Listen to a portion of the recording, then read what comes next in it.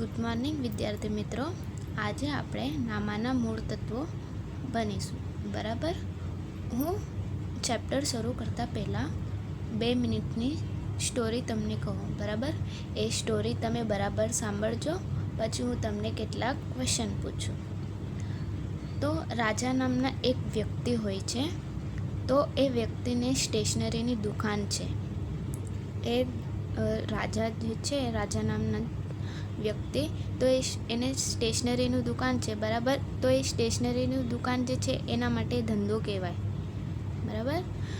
તો એ વર્ષના અંતે, એટલે કે સ્ટેશનરીમાં જે પણ સ્ટેશનરી આવે છે, એટલે કે જે પણ ખર્ચા થાય છે અને જે પણ આવક જાય છે, એ બધું એ વર્ષના અંતે એક ચોપડામાં લખે છે. આવક એક બાજુ અને ખર્ચા એક બાજુ. જે પણ આવતા હોય અને જે પણ જતા હોય એ બધું એક ચોપડામાં લખે છે. બરાબર. આના પરથી હું તમને ક્વેશ્ચન પૂછું. તો પહેલું ક્વેશ્ચન, એ વ્યક્તિનું નામ શું હતું?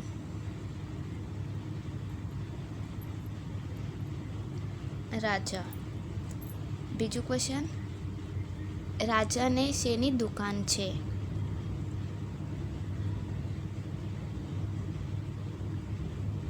સ્ટેશનરીનું દુકાન છે. બરાબર. ત્રીજું ક્વેશ્ચન, તો રાજા જે છે એ ચોપડામાં જે પણ લખે છે એને અકાઉન્ટની ભાષામાં શું કહેવાય? ધંધાના વ્યવહારો. બરાબર. તો આજે આપણે 5મું ચેપ્ટર હિસાબી સમીકરણ અને ધંધાના વ્યવહારો બનીશું. તો પેલું પ્રસ્તાવના. ફર્સ્ટ પોઈન્ટ, નાણાકીય હિસાબી પદ્ધતિનો મહત્વનો ઉદ્દેશ નાણાકીય હિસાબો તૈયાર કરવાનો છે. આપણે કોઈ પણ કંપની શરૂ કરીએ તો પહેલાં આપણે નાણાં અંગે જ આપણે અંદાજો લગાવતા હોય છે. બરાબર. તો કોઈ પણ કંપનીનો મહત્વનો ઉદ્દેશ શું હોય? તો નાણાકીય હિસાબો તૈયાર કરવાનો છે. બીજું, હિસાબોમાં વેપાર ખાતું, નફા નુકસાન ખાતું અને પાકા સરવૈયાનો સમાવેશ કરવામાં આવે છે. તમારા માટે વેપાર ખાતું, નફા નુકસાન ખાતું અને પાકા સરવૈયા એ તમારા માટે નવું છે. બરાબર. તો એ આપણે આગળના ચેપ્ટરમાં ડિટેલથી જોઈશું. એના પછી કંપનીના સ્વરૂપમાં વેપાર ખાતા અને નફા નુકસાન ખાતાના સ્થાને આવકનું પત્રક તૈયાર કરવામાં આવે છે. આપણે વેપાર ખાતું, જે નફા નુકસાન ખાતું હોય, તો એના સ્થાને આવકનું પત્રક તૈયાર કરવામાં આવે છે. આ આઈએમપી ક્વેશ્ચન છે. આ એક્ઝામમાં પૂછી શકે છે કે વેપાર ખાતા અને નફા નુકસાન ખાતાના સ્થાને કયું ખાતું તૈયાર કરવામાં આવે છે. તો એમાં આન્સર શું આવે? આવકનું પત્રક.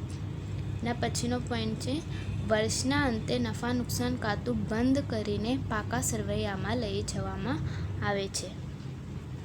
આપણે નફા નુકસાન ખાતું બનાવીએ એ ડિટેલથી આપણે પછીના ચેપ્ટરમાં જોઈશું. પરંતુ નફા નુકસાન ખાતામાં શેનો સમાવેશ થાય? ધારો કે આપણે એક કંપની શરૂ કરેલું છે. બરાબર. તો એમાં જે પણ ખર્ચા આવતા હોય તો એ બધા ખર્ચાનો સમાવેશ નફા નુકસાન કરવામાં આવે છે. બરાબર. તો ઉધાર બાજુ કે જમા બાજુ જે પણ રકમ ખૂટે એ આપણે પાકા સરવૈયામાં લઈ જવામાં આવે છે. એના પછી સામાન્ય રીતે વર્ષના અંતે પાકું સરવૈયું તૈયાર કરવામાં આવે છે. પાકું સરવૈયું એટલે કે આપણા માટે નવો શબ્દ છે. પાકું સરવૈયું કેમ શરૂ કરવામાં આવે? એટલે કે આપણા ધંધાના જે પણ વ્યવહારો હોય તો એમાં કેટલો આવક થયો, આપણને કેટલો ખર્ચો થયો, એ બધા જાણવા માટે પાકું સરવૈયું તૈયાર કરવું જરૂરી છે. પાકું સરવૈયું તૈયાર કરે તો જ આપણને ખબર પડે કે આપણને કેટલા નફો મળ્યો અને કેટલા ખર્ચા થયા. એટલા માટે વર્ષના અંતે પાકું સરવૈયું તૈયાર કરવામાં આવે છે. એના પછી પાકા સરવૈયાના 2 અંગો છે. બરાબર. આ એક્ઝામમાં પૂછી શકે, પાકા સરવૈયાના કેટલા અંગો છે? તો આન્સર શું આવે? 2 અંગો. પહેલું છે મૂડી અને દેવા, બીજું મિલકતો. બરાબર. તો આ મૂડી અને દેવા અને મિલકતો એ પાકા પાકા સરવૈયામાં તૈયાર કરવામાં આવે છે, બરાબર. તો ધંધાના દરેક વ્યવહારને આકરી અસર તો પાકા સરવૈયાના ઉપર દર્શાવેલ અંગો, મૂડી અને દેવા તેમજ મિલકતો પર પડે છે, બરાબર. જે પણ વ્યવહારની આકરી અસર હોય, જે પણ અસરો હોય તે પાકા સરવૈયા ઉપર મિલકતો અને મૂડી દેવા પર પડે છે, બરાબર. એના પછી દ્વિનોંધી નામા પદ્ધતિ પ્રમાણે ઉપરના બંને અંગોનો સરવાળો હંમેશા સરખો હોય છે. આપણે જોયું કે પાકા સરવૈયામાં આપણે એક મૂડી દેવા બાજુ અને મિલકત લેના બાજુ બે બાજુ આપણે તૈયાર કરવામાં આવે, બરાબર. તો એ બંને બાજુનો સરવાળો એક સરખો જ હોય, એમાં રકમ કૂટે નહીં, બંને બાજુનો સરવાળો એક જ હોય. એના પછી હિસાબી પદ્ધતિની ભાષામાં આ અંગોને મૂડી દેવા બાજુ અને મિલકત લેના બાજુ તરીકે ઓળખવામાં આવે છે. હિસાબી ધંધાકીય હિસાબો, બરાબર. તો હિસાબી પદ્ધતિની ભાષામાં આ અંગોને શું કહેવાય? મૂડી દેવા બાજુ અને મિલકત લેના બાજુ તરીકે ઓળખવામાં આવે છે. આ અંગે સમીકરણ સ્વરૂપે નીચે પ્રમાણે રજૂ કરી શકાય. તો આ શું છે? હિસાબી સમીકરણ, બરાબર. તો મિલકતો બરાબર મૂડી પ્લસ દેવું, ટૂંકમાં શું કહેવાય એને? એ બરાબર C plus L. Assets equal to capital plus liabilities. તો આ હિસાબી વ્યવહારો રજૂ કરવાની અમેરિકન પદ્ધતિ છે. કઈ પદ્ધતિ છે આ? અમેરિકન પદ્ધતિ છે. આ આધુનિક અભિગમ છે, બરાબર. એના પછી પ્રણાલિકાગત અભિગમમાં વ્યક્તિના ખાતા, માલ મિલકતના ખાતા અને ઉપજ ખર્ચ ખાતાના નિયમોનો ઉપયોગ કરવામાં આવે છે. આપણે આગળ જોયું છે કે વ્યક્તિના ખાતામાં શેનો સમાવેશ થાય, માલ મિલકતના ખાતામાં અને ઉપજ ખર્ચના ખાતામાં શેનો સમાવેશ થાય, બરાબર. તો એનો ઉપયોગ કરીને એટલે કે એના નિયમોનો ઉપયોગ કરવામાં આવે છે. પ્રણાલિકાગત અભિગમમાં એટલે કે વ્યક્તિના ખાતા, ઉપજ ખર્ચના જે એના નિયમો છે એનો ઉપયોગ એમાં કરવામાં આવે છે, બરાબર. અને પછી આ અભિગમમાં નિયમોના આધારે આમ નોંધથી શરૂ કરીને છેલ્લે નાણાકીય હિસાબો તૈયાર કરવામાં આવે છે. આપણે કોઈ પણ દાખલો આમ નોંધથી શરૂ કરીએ, બરાબર. તો આમ નોંધથી શરૂ કરી નાણાકીય હિસાબો એટલે કે છેલ્લે પાકા સરવૈયા સુધી તૈયાર કરવામાં આવે છે. એટલે જ આપણને ખબર પડે કે ધંધાને કેટલો નફો થયો અને કેટલો ખોટ થયો, જેમાં છેલ્લે પાકું સરવૈયું તૈયાર કરવામાં આવે છે. આપણે આગળ જોયું કે છેલ્લે પાકું સરવૈયું તૈયાર કરવામાં આવે છે. એના પછી હિસાબી સમીકરણમાં વ્યવહારની સીધી અસર પાકા સરવૈયામાં આવે છે. આપણે સૂત્ર જોયું એ બરાબર સી પ્લસ એલ. તો એ જે પણ વ્યવહારો હોય એની સીધી અસર પાકા સરવૈયામાં કરવામાં આવે છે. અને પછી બીજો પોઈન્ટ, હિસાબી સમીકરણ અને વ્યવહારો. આ સમીકરણના અભિગમમાં વ્યવહારની અસર સીધી રીતે મિલકતો અને મૂડી દેવા પર દર્શાવવામાં આવે છે. એટલે કે જે પણ વ્યવહારોની અસર હોય એ સીધી પાકા સરવૈયામાં દર્શાવવામાં આવે છે અને એ મિલકતો અને મૂડી દેવા પર જ દર્શાવવામાં આવે. સમીકરણ પદ્ધતિના અમલ વખતે ધંધાના વ્યવહારોને નીચે પ્રમાણે વર્ગીકૃત કરી દેવામાં આવે તો સમીકરણ પદ્ધતિ સરળતાથી સમજી શકાય છે. આપણે જોઈએ એ સમીકરણ પદ્ધતિ. તો પેલું છે માલને લગતા વ્યવહારો, બરાબર. માલને લગતા વ્યવહારો. તો આ માલને લગતા જે વ્યવહારો છે તો એમાં શેનો સમાવેશ કરવામાં આવે? તો આપણે જોઈએ માલની ખરીદી. જે માલની ખરીદીની જે પણ વ્યવહારો હોય, ઉદાહરણ તરીકે રાજુ શ્યામ પાસેથી 5,000નો ફર્નિચર ખરીદ્યું, બરાબર.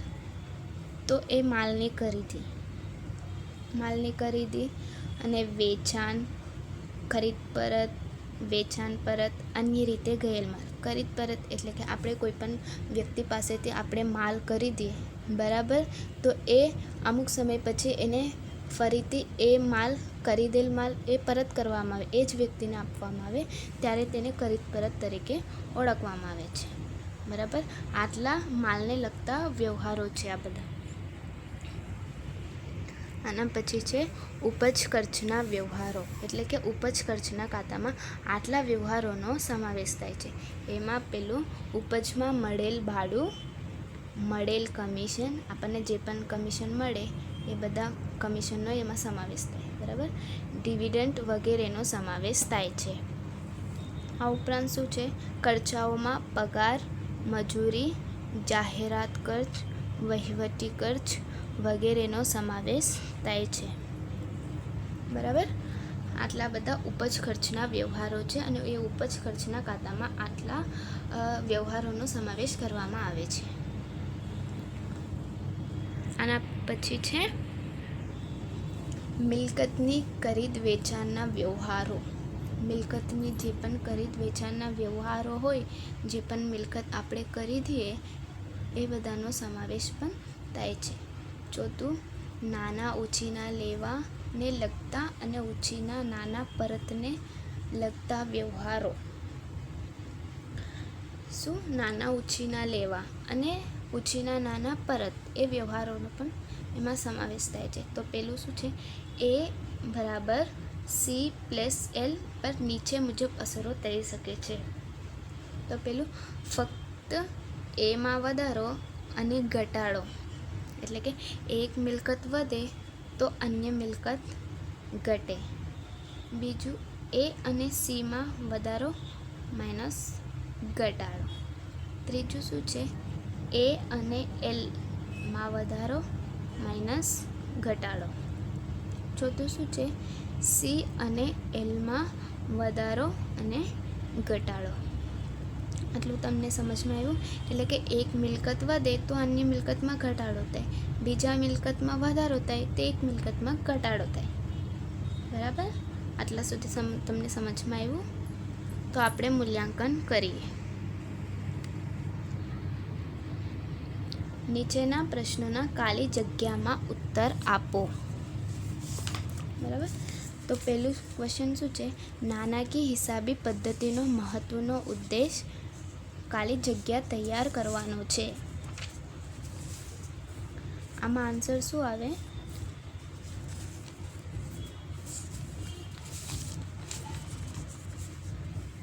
નાણાકીય હિસાબો, એટલે કે નાણાકીય હિસાબી પદ્ધતિનો મહત્વનો ઉદ્દેશ નાણાકીય હિસાબો તૈયાર કરવાનો છે. બીજો ક્વેશ્ચન, વર્ષના અંતે ખાલી જગ્યા તૈયાર કરવામાં આવે છે. આમાં આન્સર શું આવે?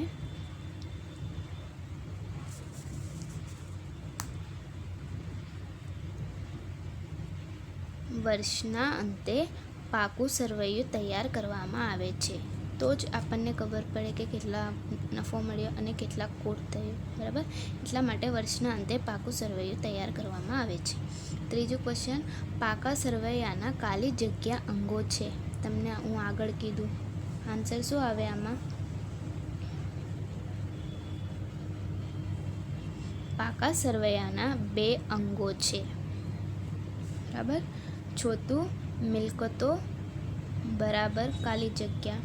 હિસાબી સમીકરણ તમને હું અત્યારે સમજાવેલી. બરાબર. તો આમાં આન્સર શું આવે?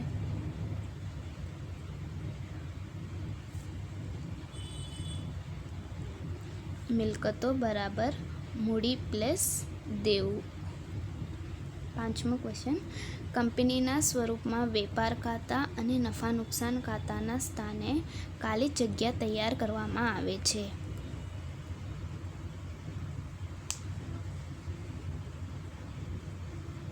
આમાં આન્સર શું આવે?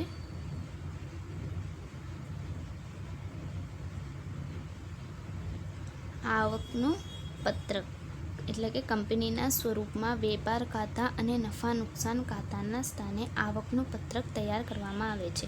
એટલે કે જે વેપાર ખાતું અને નફા નુકસાન ખાતું છે એ બેની જગ્યાએ ખાલી એક જ પત્રક તૈયાર કરવામાં આવે છે. એ છે આવકનું પત્રક. એમાં જ બધા જ ખર્ચાઓ અને જે પણ વ્યવહારો હોય એમાં આવકના પત્રકના ખાતામાં જ એમનો સમાવેશ કરવામાં આવે છે. વ્યવહારો નોંધવામાં આવે છે. બરાબર. સ્વાધ્યાય આ તમે ઘરેથી લખવાનું છે. લખો, હિસાબો રાખવા માટે કયા કયા ખાતાઓ રાખવામાં આવે છે અને એ ખાતાઓમાં કેવા પ્રકારના વ્યવહારોનો સમાવેશ થાય છે. આ સ્વાધ્યાય છે, આ તમે ઘરે લખવાનું છે. આપણે જોયું હિસાબો રાખવા માટે કેટલા ખાતાઓ રાખવામાં આવે છે અને એ ખાતાઓમાં કેવા વ્યવહારોનો સમાવેશ કરવામાં આવે છે. બરાબર, એ જ તમે આમાં પણ એ વ્યવહારોનો સમાવેશ થાય. આ તમે ઘરેથી લખવાનું છે. Thank you.